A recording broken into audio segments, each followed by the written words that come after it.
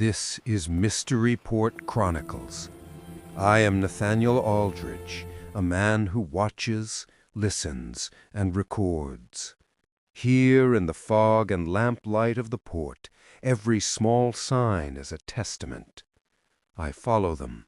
Evelyn writes them down, and together we bring truth to light. Let us begin. The rhythm of the port is dictated by two things: the tides and the town clock. The clock stands 40 feet above the commercial district, a grand beacon of brass and iron, marking every quarter hour with sober efficiency. When the clock speaks, the port listens. Silas Thorne, a wealthy exporter whose affairs often brushed the edges of legality, was found in his office precisely at 1:05 p.m. The body was discovered by his junior clerk, who immediately noted the time on the desk calendar and then froze, realizing the significance of the hour. Thorne had been stabbed once, quickly and cleanly. The medical examiner confirmed the time of death as simultaneous with the fatal wound, placing the crime at exactly 1 o'clock. The port was in chaos, but to me, the case was initially one of absolute stillness.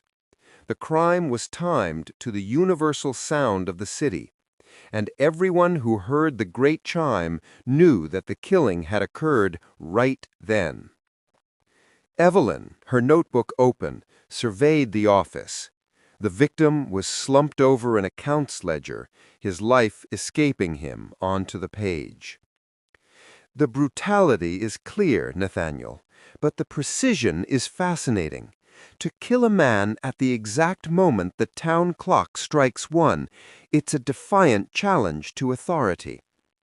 Or a very confident setup. When an event is timed perfectly, it means the timing itself is the central lie. The suspect was immediately apparent: Elias Finch. Finch was the town's most respected clockmaker, a man of quiet integrity who owed Thorne a significant sum. Thorne was not known for patience, and Finch was due to lose his shop by the end of the week. Finch did not flee. He waited calmly at his workshop while the constables arrived, then produced his alibi with a calm air of resignation.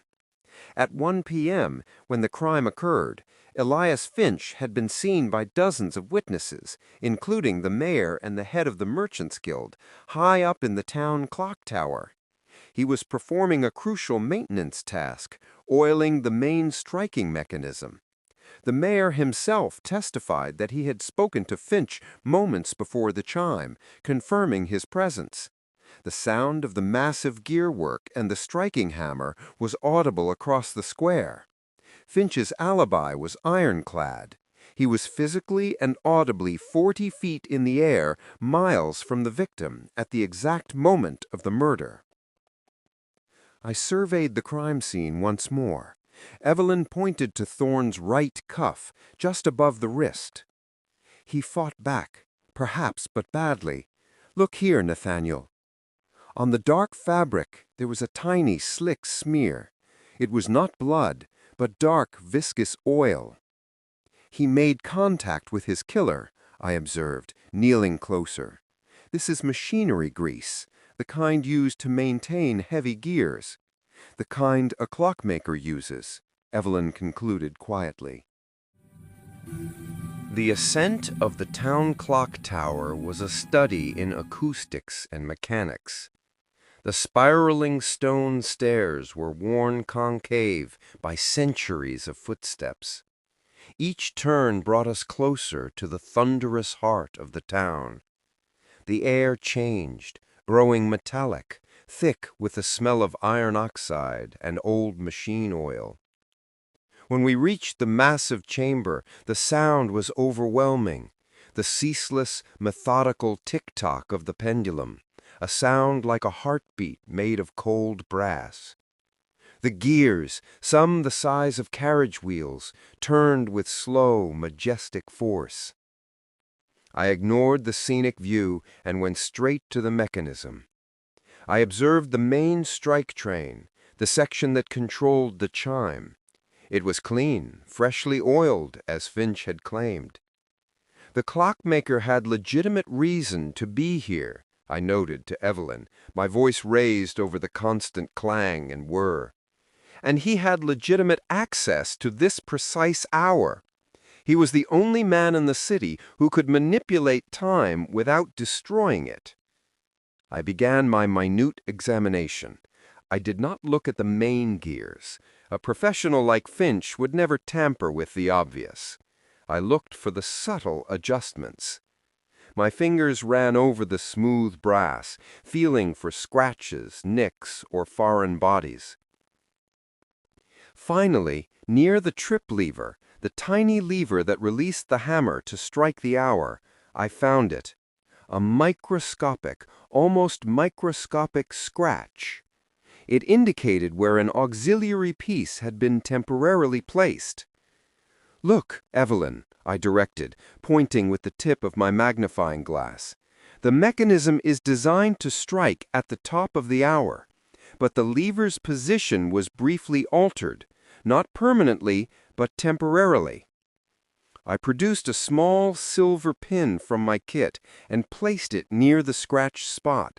I simulated the clock's movement.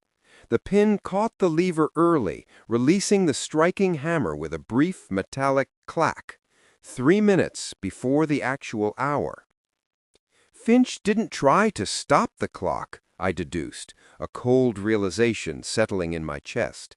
He made it lie. He used a tiny, temporary wedge to advance the chime by 3 minutes. The clock struck at 12:57 p.m. He was seen leaving the tower at 1:02 p.m., after the official chime had finished its work. If the chime struck at 12:57 p.m., Evelyn calculated quickly, he had a 5-minute window. He could have sped down those stairs and reached Thorne's office at 1 p.m. precisely, committed the crime, and been back on the street before anyone noticed the silence after the real hour had passed. The town heard the chime and believed time had passed, but time, Evelyn, was merely rented. The final piece was the physical evidence. I took a small sample of the oil from the main clockwork. It was a unique blend of olive oil and graphite, distinctive to Finch's workshop, a secret formula he used to ensure the perfect, silent spin of the gears. This matched the oil on Thorne's cuff. The question of how was settled. Now we needed the why. The next morning provided the final proof. I had returned to the tower at dawn. I noted that the town clock struck 3 o'clock at precisely 3:03 p.m.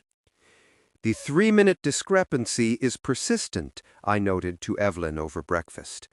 When Finch removed the temporary pin to avoid detection, the clock fell slightly out of synchronization with the master regulator. It is running 3 minutes late, the subtle, persistent sound of a lie. We had the killer's identity and his method of establishing an alibi through temporal deceit. But simple debt did not warrant such cold, calculated action. It spoke of absolute desperation, driven by something deeper than money. "The money is the pressure point, Nathaniel," Evelyn argued, "but the motive is usually a secret. Finch is a man who values his reputation above everything. What could Thorne have held over him that was worth killing for?" A secret is information, and information leaves traces. The logbook in Thorne's office was too clean. The accounts ledger was sterile. Thorne knew how to use silence as a weapon. The next move, clearly, belonged to Evelyn.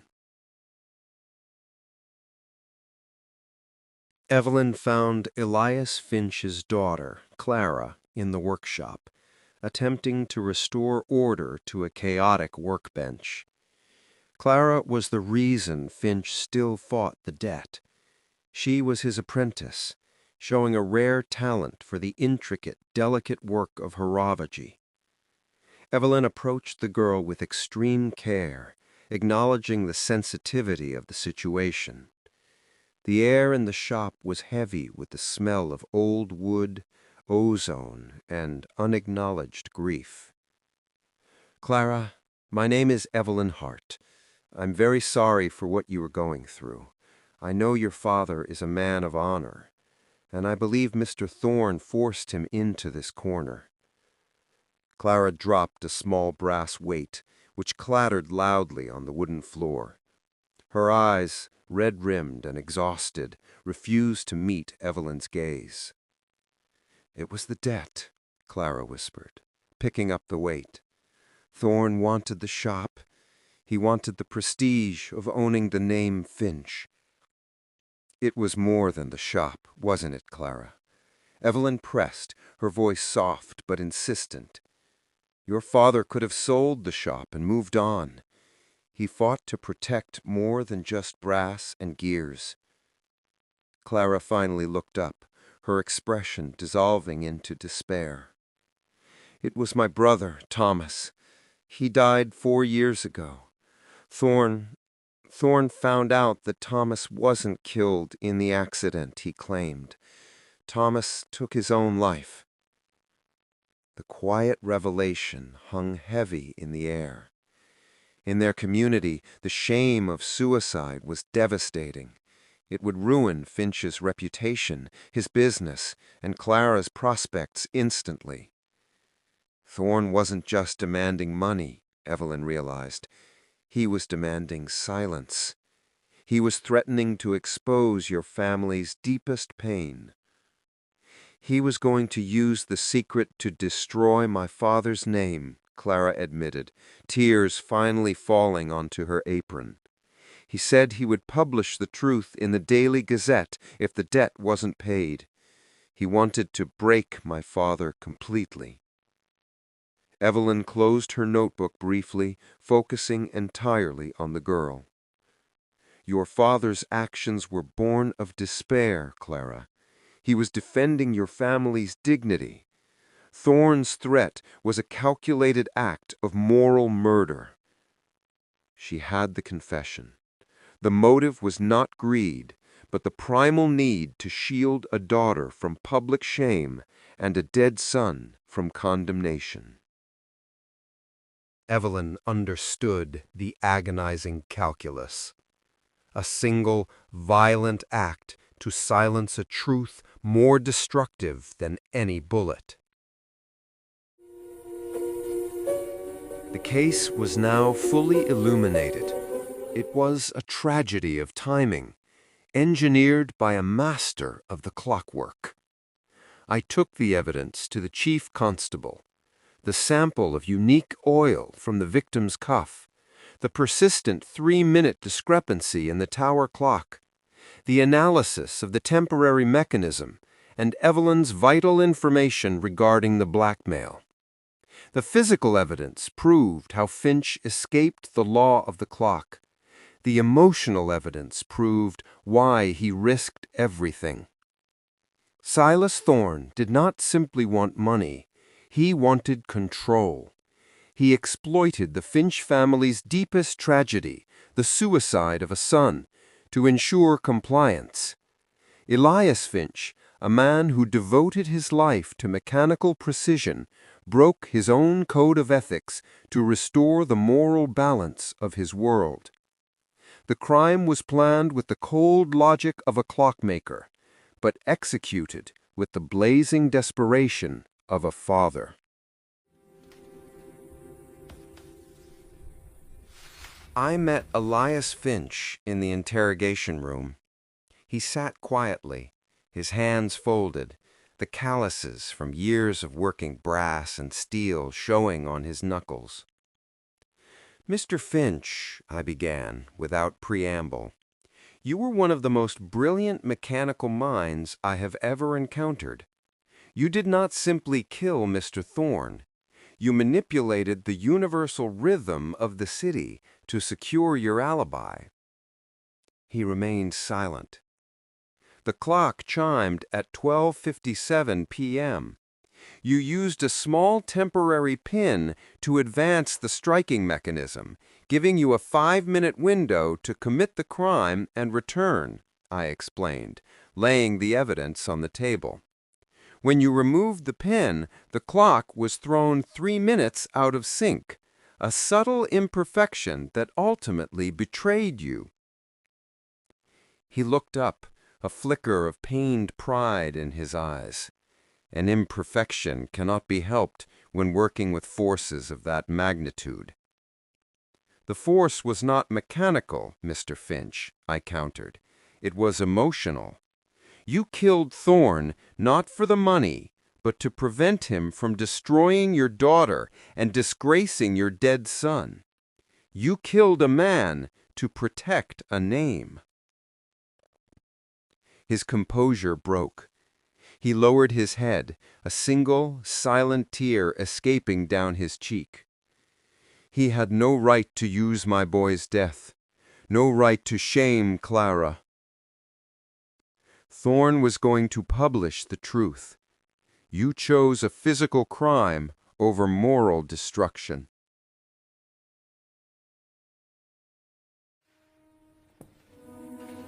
Elias Finch gave a full confession. The clockwork had been his salvation and his downfall. Justice, as always, was imperfect. Finch would face his sentence, but his daughter, Clara, was safe from the public shame. The tragic secret of Thomas Finch remained quiet, absorbed by the quiet dignity of the family name. Back in our office, the fire cast long, dancing shadows. Evelyn opened the case file. Her pen hovered over the final page. "What shall we call this one?" she asked me. "The clockmaker's alibi," I replied. Evelyn wrote, "Case file 004, resolved. Leçon: when the world's precise clockwork is corrupted by human cruelty, sometimes the only way to stop the tragedy is to break the mechanism itself. We cannot outrun time, but we can fight for honor." I watched her complete the entry. "An honorable murderer," I remarked, a rare softness in my voice. "He was fighting for something timeless, Nathaniel. That is why he needs to be understood." "Perhaps," I conceded. Case file 004 is closed, but in the fog of Mystery Port, another lantern always waits to be lit.